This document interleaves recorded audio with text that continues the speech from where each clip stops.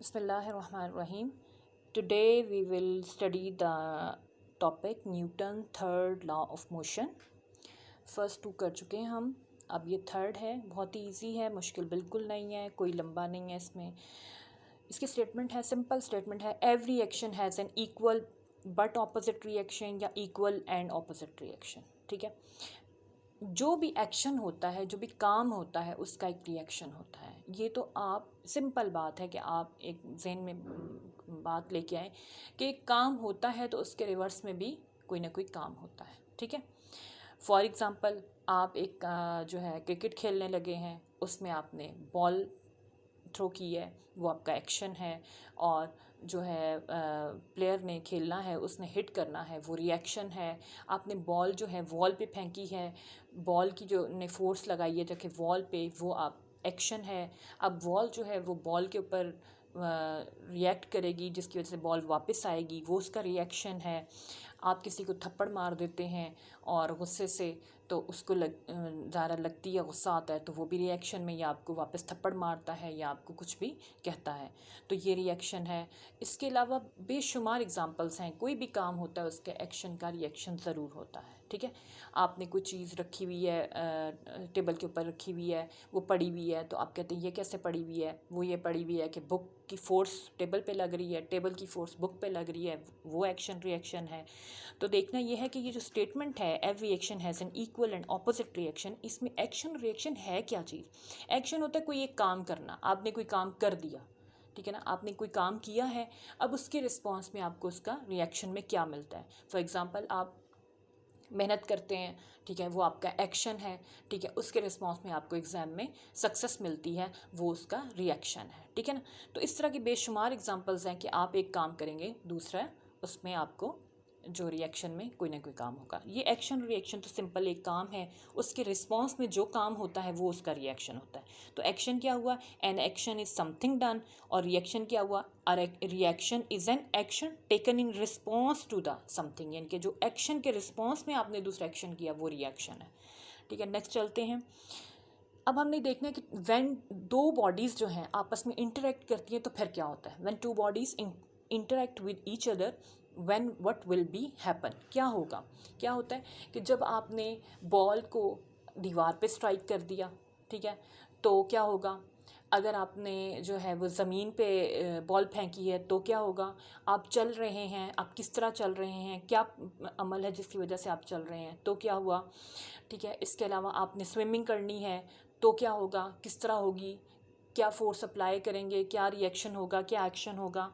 उसके अलावा gun fire की जाती है, उसके अंदर भी एग्जांपल, तो बेशुमार एग्जांपल्स हैं इसकी कि दो बॉडीज़ के इंटरेक्ट करने से क्या होता है. दो बॉडी के इंटरेक्ट करने से ये होता है कि एक बॉडी दूसरे पे फोर्स लगाती है और दूसरी बॉडी उसी जो है वो इक्वल फोर्स जो है वापस पहली बॉडी पे लगाती है. तो ये इंटरेक्ट करने से दोनों बॉडीज़ एक दूसरे पे फोर्सेस लगाती हैं. अब फॉर एग्जांपल ये मैंने नीचे फिगर बनाई हुई है, एक टेबल है और उसके ऊपर आपने एक ब्लॉक रखा हुआ है, बुक रखी हुई है, कुछ भी रखा हुआ है, बहुत सी एग्जांपल्स चल रही हैं इसके साथ.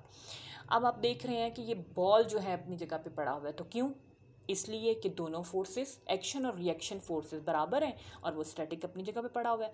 अब क्या है कि जो ब्लॉक है वो अपनी फोर्स, अपनी इस्तात के मुताबिक फोर्स जो है वो टेबल पे लगा रहा है. डाउनवर्ड फोर्स है, downward force on the table, कौन लगा रहा है, ब्लॉक लगा रहा है.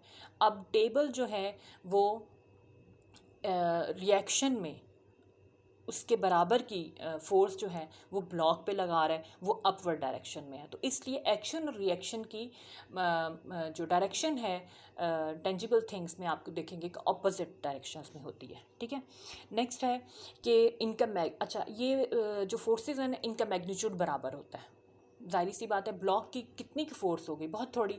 अब टेबल अपने मुताबिक बहुत बड़ा होने की वजह से बहुत ज़्यादा बड़ी तो नहीं लगा सकेगा ना, तो वो उतनी ही फ़ोर्स लगाएगा जितनी ब्लॉक ने उस पर लगाई है, उसके रिस्पॉन्स में वो उतनी ही लगाएगा जिसकी वजह से बॉल जो है वो स्टैटिक जो है वो टेबल के ऊपर पड़ा हुआ है। तो ब्लॉक की जो है वो डाउनवर्ड है और टेबल की जो है अपवर्ड फोर्स है। इनका मैग्नीट्यूड सेम है लेकिन इनकी डायरेक्शन चेंज है। तो इसलिए इस लॉ को हम law of action and reaction भी कहते हैं। इसका दूसरा नाम क्या हुआ? Law of action and reaction. ये सिंपल सा है, कोई इसमें मुश्किल बात नहीं है। इसकी एग्जांपल्स हैं बहुत सारी। अगर आपको पेपर्स में लॉन्ग ब्रीफ करना है, यानी कि आपका क्वेश्चन ज़रा लंबा है तो आपने स्टेटमेंट लिखनी है, थोड़ा एक्सप्लेन करना है कि फोर्सेस क्या होती हैं, फिर आप 2 एग्जांपल्स भी एक्सप्लेन करके लिख सकते हैं। आपकी बुक में भी दी हुई हैं। एक वो है जो बैलून वाली है आई थिंक, और दूसरी जो है वो है उसमें स्विमिंग वाली, नहीं, रॉकेट वाली। ठीक है, तो वो मैं डिटेल में वो भी समझा देती हूँ। और ये जो है, जो मैंने एग्जांपल ये इन शॉर्ट लिखी हैं, अगर आपको शॉर्ट क्वेश्चन में लिखनी है कि 2 एग्जांपल्स दें, बताएं एक्शन और रिएक्शन की या जो भी है, तो उसमें मैंने लिखी है कि पुलिंग ऑन इलास्टिक बैंड। जब आप एक इलास्टिक बैंड को पुल करते हैं, खींचते हैं, तो वो स्ट्रेच होता है। ठीक है ना, ये आपका एक्शन है। तो रिएक्शन में क्या होगा, वो वापस अपनी स्टेट कायम करने के लिए रिएक्ट ये होगा कि जैसे ही आप छोड़ेंगे तो वो वापस अपने आप को अपनी हालत में ले आएगा। ठीक है, या आप इलास्टिक बैंड को ये भी कह सकते हैं कि आपने इलास्टिक बैंड के ज़रिए कोई चीज़, जैसे बच्चे वो गेम खेलते हैं, छोटी सी चीज़ पकड़ते हैं और इलास्टिक बैंड के साथ मिला के उसको फायर बना के मारते हैं दूसरे को। तो वो भी एक एग्जांपल है कि आप पहले उसको अपनी तरफ पुश करते हैं, आपने जितना उसको स्ट्रेच किया हुआ है वो एक एक्शन फोर्स बनी हुई है, और जब आप छोड़ेंगे तो जो उसके अंदर रिस्टोर हुई है वो वापस जो है ना जाएगी, और उसी रिएक्शन के तौर पे वो फिर आगे जो है वो जितना आपने इधर स्ट्रेच किया था उतनी ही दूर वो वापस जो है ना फोर्स दूसरी तरफ गोली को या जो भी बच्चों ने पकड़ी होती है उसको फेंक देगी। नंबर 2 एग्जांपल है स्विमिंग और रोइंग अ बोट। जैसे आप ये देखें कि स्विम कैसे करते हैं, या जो बोट चलती है या जो जो शिप्स हैं ये किस उस पे चलते हैं, तो ये भी इसी लॉ पे चलते हैं, एक्शन और रिएक्शन पे चलते हैं। कि आप जब स्विम करने के लिए पानी में डाइव करते हैं तो आप कैसे स्विम करते हैं, या फ्रॉग कैसे स्विम करता है, या फिश कैसे, हर चीज़ जो भी है वो कैसे स्विम करते हैं।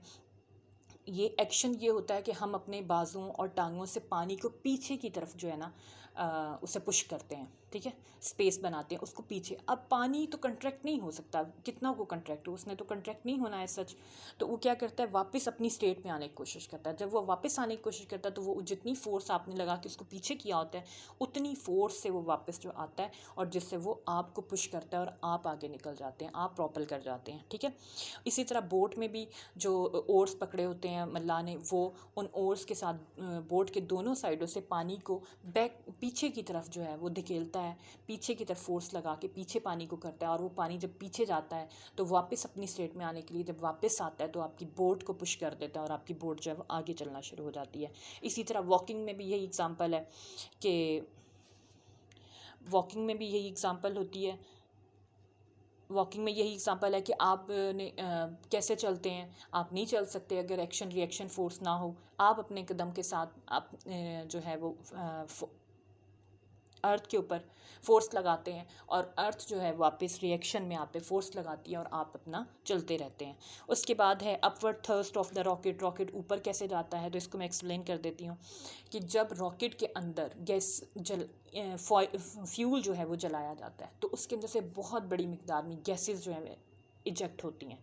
वो गैसेस जैसी इजेक्ट होती हैं तो उनका इतना प्रेशर से वो इजेक्ट होती हैं कि जब वो इजेक्ट होती हैं तो उनको वहाँ पे जो उसकी टेल के से बाहर आके इतना ज़्यादा प्रेशर होता है कि उस प्रेशर से वो जो है ना उसको पुश करती हैं रॉकेट को, और रॉकेट जो है ना वो ऊपर की तरफ मूव कर जाता है और लॉन्च हो जाता है। ठीक है, तो यही है। उसके अलावा रिकॉयल ऑफ द गन, उसमें भी आपने देखा होगा कभी कोई गन फायर कर रहा हो तो वो जब बुलेट निकल के आगे जाती है तो बंदा पीछे को क्यों रिपेल होता है। बाज़ लोग जब मतलब अपना स्टेबल होके ना खड़े हों तो बाज़ दफ़ा इतनी ज़्यादा हो जाती है कि गिर भी जाता है, तो ये उसका रिएक्शन होता है। यानी कि जब आपने ट्रिगर दबाया, आपने पूरी फोर्स लगाई बुलेट को इजेक्ट करने के लिए, जब वो निकलती है तो वो फिर निकलते हुए वापस रिएक्शन ये करके जाती है कि वो गन को पुश कर जाती है, और गन जो है वो आपको पुश करती है और आप पीछे चले जाते हैं। तो ये एक्शन और रिएक्शन है कि आपने बुलेट पे एक्शन किया और जो है गन आपको रिएक्ट करती है। तो ये एग्जांपल्स थी, बस मैंने इस तरह लिख दी हैं। आप लोग भी अगर शॉर्ट क्वेश्चन पूछा जाए तो आप इस तरह लिख सकते हैं। नेक्स्ट एक एग्जांपल मैंने थोड़ा ड्रॉ करके बताई है कि एक जो है बास्केटबॉल प्लेयर है, वो स्ट्राइक कर रहा है बेसबॉल को ना, बास्केटबॉल, हाँ बेसबॉल को स्ट्राइक कर रहा है, तो उसकी जो बॉल है, बैट है उसका, वो फोर्स लगाता है। पहले फोर्स आती है किसकी, एक्शन फोर्स है, जो बॉल आके उसकी तरफ आती है, तो हाँ बॉल जो है वो आके स्ट्राइक करती है उसको, बेसबॉल बैट को, ठीक है। तो वो जो है एक्शन फोर्स है, और रिएक्शन में जो है प्लेयर वो बैट से बॉल के ऊपर फोर्स लगाता है, तो वो अपोजिट डायरेक्शन में जाती है। तो ये एक्शन और रिएक्शन फोर्सेस हैं, ठीक है। उसके बाद है Newton third law of motion में 4 करेक्टरिस्टिक्स हमें समझ आती हैं। अब तक जितना हमने पढ़ा उससे हमें ये समझ आता है कि इसकी, अगर आपको एग्जाम में आ जाए कि इसकी 4 characteristics of Newton third law लिखें, तो आप क्या लिखेंगे।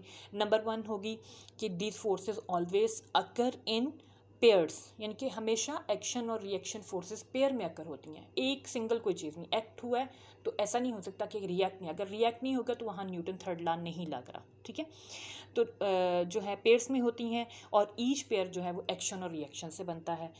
नंबर 2, एक्शन और रिएक्शन इक्वल इन मैग्नीट्यूड होते हैं। नंबर 3, इनकी डायरेक्शन ऑपोजिट होती है। नंबर 4 जो है ये म्यूचुअली ऑपोजिट बॉडीज़ पे एक्ट करते हैं। एक्शन और रिएक्शन जो है वो एक्ट किस पे करता है, म्यूचुअली ऑपोजिट बॉडीज़ पे, जो बिल्कुल दो आपस में इंटरेक्ट कर रही होती हैं, उन पे जो है ना अप्लाई होता है। तो ये हैं करेक्टरिस्टिक्स।